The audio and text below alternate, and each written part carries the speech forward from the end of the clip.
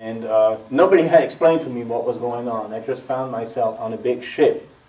And for 7 days, the ship traveled all the way to New York City. And you know, some of you may know that I lived for 3 years in New York City with a family. And that was my first experience on a big ship.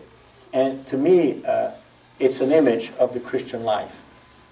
In fact, we read about the anchor that holds us. It's an image. I remember that for 2 days on that ship, I was really, really sick. And I hated being on the ship because it was a big storm crossing the ocean. I remember other time when I really loved being on the ship because it was all quiet and peace, and we would run around with other kids and play, and it was, I think, a swimming pool, and it was just great. The point is that we got there. And for me, a little boy, watching the Statue of Liberty, you know, and all these big buildings, you know, discovering this new world, that was just fantastic. I mean, I wasn't thinking of anything back there. I was just, wow, what is this, you know? And then we got there, and a new life started. This is the image, for me, of the Christian life. It's actually described like that, like in some places in the Bible, like in Hebrews. Our life is a trip going from one place, but we have a destination. We have a port that we want to reach.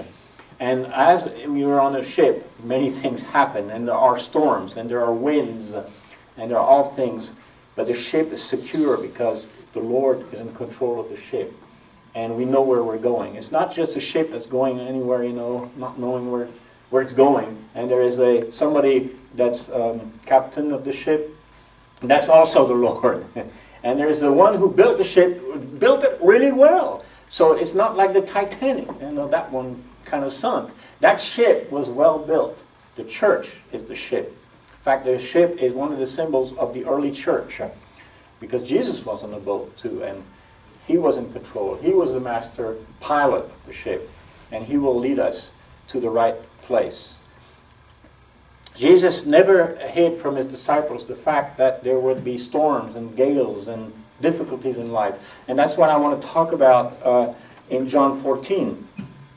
In John 14 and 15, when Jesus actually, we took the supper together, when Jesus had handed out the supper to his apostles and spoke to them quite at length in chapters 14 and 15 there of John, Jesus is going to tell them of some hardships and difficulties that are coming up.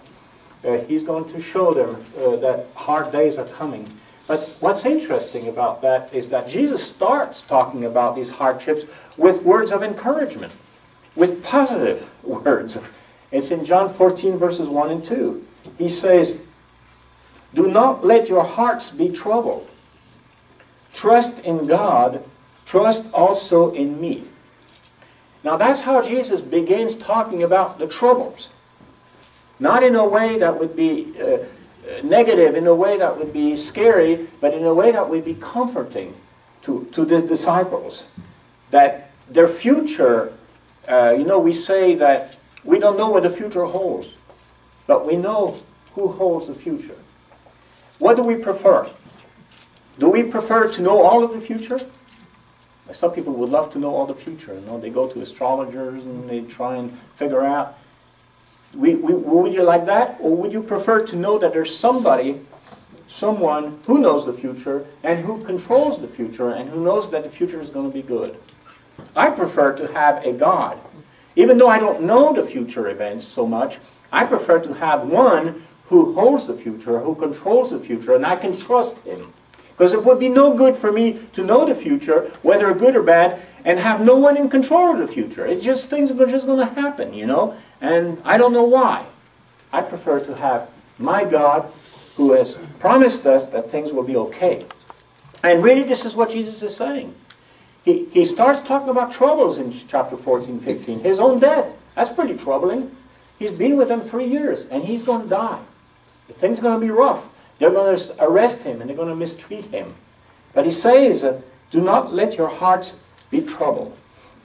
There is something about this sentence that I would like to say is, for me, very interesting. Notice this.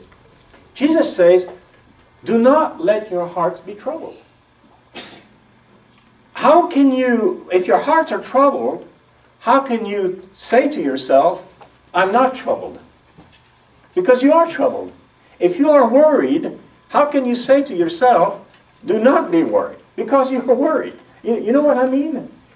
Now this is something I think, we discover something here through the words of Jesus that is very powerful and that maybe is not known very well. And here's what I think it is.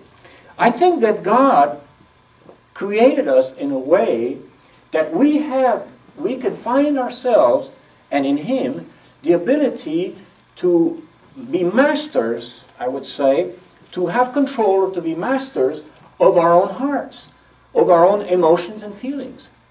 It has to be because Jesus could not say, do not let your hearts be troubled, if somehow we didn't have in ourselves, God didn't put in us the ability to say to our emotions, okay, that's it. That's not the end of the story.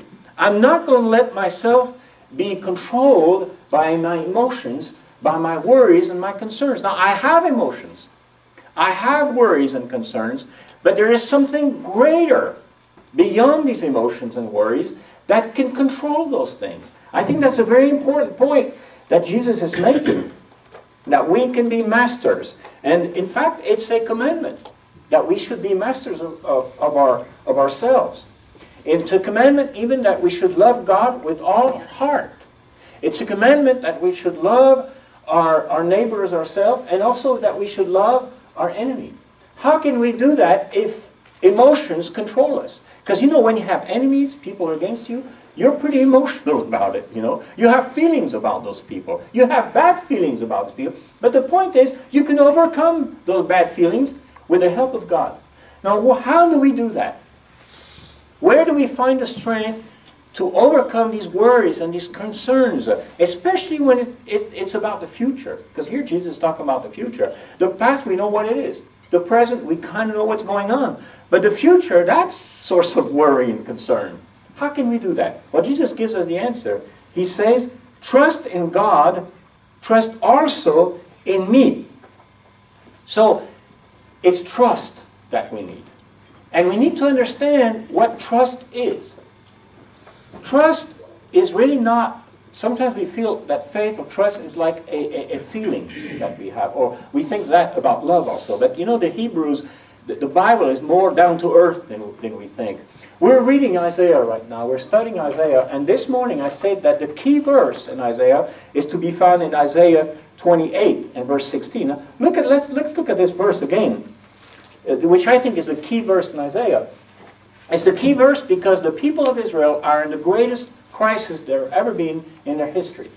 They are threatened by a huge empire, the Assyrian Empire. And the Assyrians were not, very blue-collar, nice people. They were pretty wild, pretty barbarian, pretty scary people. And they're threatening the whole Mediterranean world. And so the people of God, the tribes of Israel and Judah, are under that threat. Isaiah has a message for them. And the message is, yes, you are in trouble. Yes, these guys are bad. But you got to continue to trust God. He still is in control, and God is the rock that you have to put you have to found yourself on God. So he says in Isaiah 28:16, this is what the sovereign Lord says. See, I lay a stone in Zion. Zion is the place where Jerusalem is built. That's the city of God. A tested stone, a precious cornerstone for a sure foundation. And the one who trusts will never be dismayed. In fact, that word dismayed here that's used is almost the same word that Jesus uses when he says, do not let your heart be troubled. Trust in God, trust also in me. He says here that the one who trusts will never be dismayed. That word here, translated trust, really means the one who stands on the rock or who builds on that rock will not be dismayed. So it's the idea of standing firm, of not moving around, of not trying to find another place where I can be secure. That's the whole problem in the book of Isaiah, actually. They're tempted to find security somewhere else, especially in Egypt. They think that if they can lean on the Egyptians,